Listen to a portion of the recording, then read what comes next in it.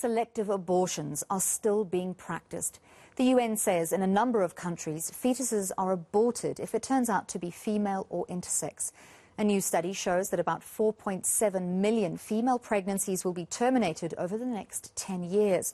Let's discuss this more with the World Health Organization's Marion Stevens.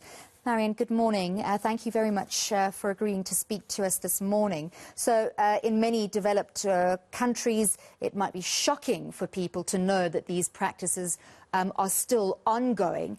Can you tell us a little bit more about the prevalence? Where are these practices still prevalent? Hi, good morning. Just to qualify, I'm on the Gender Advisory Panel of the WHO. I'm not speaking on behalf of the WHO. But this, the practice of sex selection, I do believe is widely practiced globally, given our context of patriarchy.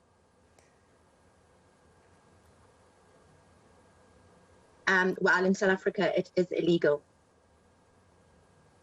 Sorry, can I ask you to repeat that last part, Marion? Unfortunately, your connection lost us there a little bit. All right. So it is widely practiced globally, given the context of patriarchy and that male bodies are desired for various cultural and political and religious reasons. However, in South Africa, it is illegal. And there is no, it is outlawed in a sense, and any practitioners engaging in this practice would be liable. So let's look at the long-term picture. An article here says that 4.7 million fewer girls over the next 10 years. What does that mean for, global socio-economic context?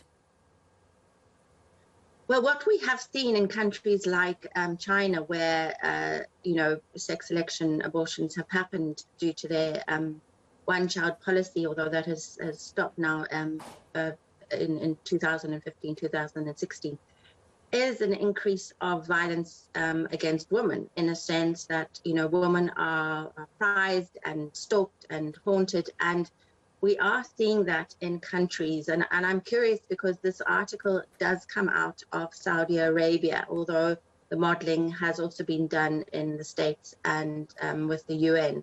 And I do think it is a wake-up call for folks to really understand how this social engineering is certainly not beneficial to society and to our aspirations of gender equality. Certainly, one of the interesting things that has happened, we're certainly seeing a lot more tolerance of gender expression. Now, this is sex selection, and sex and gender are very different things. And certainly in South Africa, for example, we are, for the first time, having a transgender woman, a woman believed to be a woman in her own right, competing and acknowledged as a woman in the South African beauty competition, Miss South Africa, which is extraordinary and shows the advances in terms of our appreciation for gender expression within South Africa. Right, thanks again. We have to leave the conversation there, unfortunately, but definitely something to be very aware of. Even though sex selection is not practiced here in South Africa, there are global implications. We need to look at our own views of women within the context of global numbers of women. That was Marion Stevens, Sexual and Reproductive Justice Coalition.